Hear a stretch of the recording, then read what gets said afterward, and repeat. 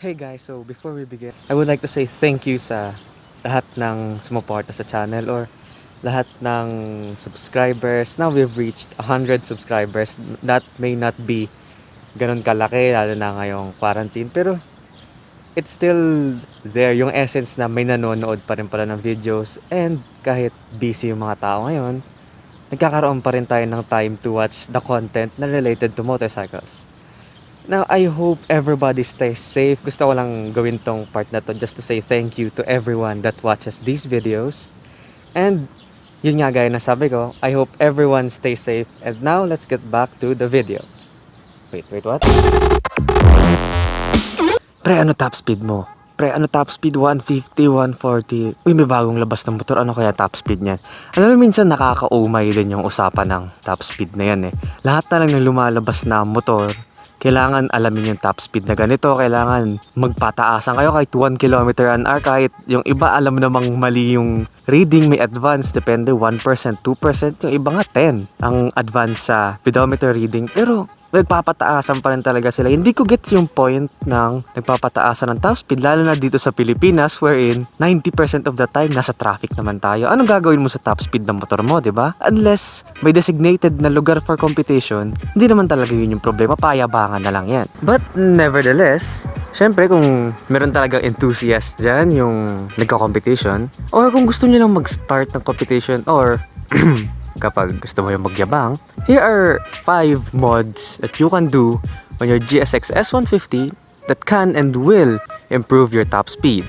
So this is not in a particular order, and before we continue, gusto ko lang sana na sabihin na maging safe tayo sa daanan. Let's not race on public roads kasi aanhin mo yung pagmamalaki mong top speed kung hindi ka naman makakauwi ng buhay. So now, let's begin. The very first mod na one of the most essential I tackled in my earlier videos is yung pagpapalit ng ECU. Syempre maiksi lang explanation ko nun, pero ano nga ba yung advantages nung pagpapalit ng ECU? First of all is nakokontrol mo yung mapping ng fuel. Lalo na sa mga nag-aftermarket exhaust, kasama na to lahat. From your fuel intake, your exhaust, yung range ng power mo, andito na lahat sa ECU. Nakakontrol mo yung ignition timing, yung amount ng spark na nabibigay ng spark plug. Of course, depende rin yun sa spark plug na ginagamit. And yung ignition coil mo. One of the main features na nagkakapataas ng top speed neto is pagtanggal niya ng rev limiter. On some cases, umaabot ng 16,000 RPM yung sa GSX na engine or the Raider FI engine. Pero, syempre, it is not recommended na ipaabutin mo ng 16,000 RPM yan kasi I'm pretty sure in more than a few seconds, may masisira kang bagay dyan. Because hindi naman ibig sabihin na kaya mo umabot ng that rev range is sasakalin mo yung engine up to that na RPM. Unless it's a racing engine, syempre, they have the capabilities to do that. Now, for this specific ECU, yung Ducan 5, may it be a basic or a pro, medyo pricey. Yun yung pinakaunang tinitignan natin, pricey nga siya.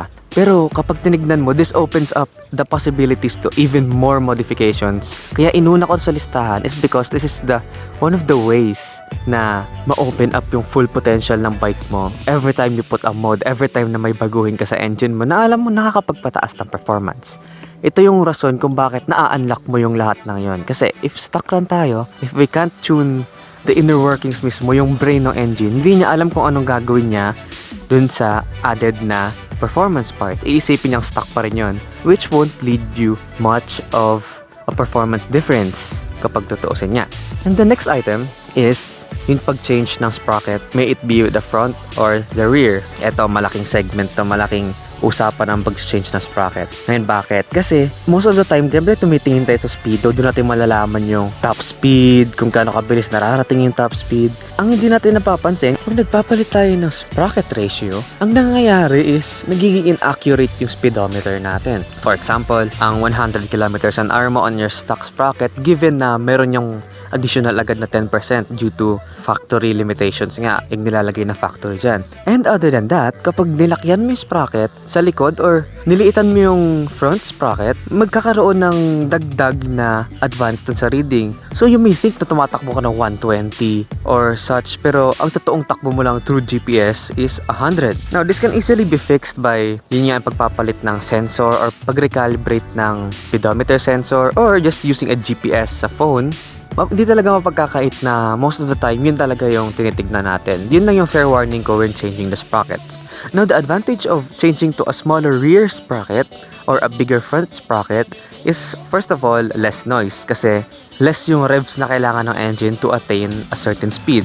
Next to that is fuel consumption. Tataas ng onti yung mararating ng bike natin na 1 liter na fuel lang. And parang mas madali siyang i-handle lalo na sa mga long rides kasi yun nga, less noise, less fuel consumption, and overall, less strain on the engine kapag mas mababa yung ratio ng sprockets natin. Kapag naman pinalakihan yung sprockets, ito yung, in my opinion, mas madaming advantages. First of all is acceleration. And I know na, syempre, kapalit na acceleration, yung top speed bababa. And this is a top speed video. So, bakit ko sinama yung mas malaking sprocket? Well, because, kunwari, sa mga bikes na more on horsepower and not much of torque gaya ng GSX series, minsan yung rason na lang kung bakit di niya nare-reach yung top speed na yon is because kinukulangan na siya ng torque, which is the pulling force, yung hatak ng engine. Kahit mataas yung horsepower mo, pero malakas talaga yung wind resistance, kahit gano'n pa kataas yung horsepower output mo, pero kulang yung torque na nabibigay ng makina, it's not gonna have enough power to reach that top speed. Masa-stuck lang yan between 8 or 9,000 RPM depending kung pataas or papaba. Now, increasing the rear sprocket diameter gives you more acceleration, more torque, and more usability. Lalo na kapag traffic-ridden areas, mas madali siya dalhin. Doon nag-i-increase yung performance mo sa low-end torque talaga. And depende na sa'yo yon kung gusto mo ng matagal makarating sa speed na gusto mo pero mataas yung mararating mo, or gusto mo na in a snap of your fingers andun ka na agad sa top speed mo. And next to that is, ito makikita nyo to sa mga drag bikes usually, sa mga drag spec motorcycles, mga raider, is yung lighter wheels. This is a sort of win-win situation. Isasabihin ng iba, mas malapad yung wheels, mas maganda. Pero contrary to popular belief, kahit manipis yung gulong mo, basta kaya mo i-handle through the twisties, mas maganda talaga siya kasi mas maliit yung weight sa front and rear wheels, mas madali siya dalhin, mas mabilis yung flickability ng bike, and overall, halos lahat talaga ng advantages meron siya.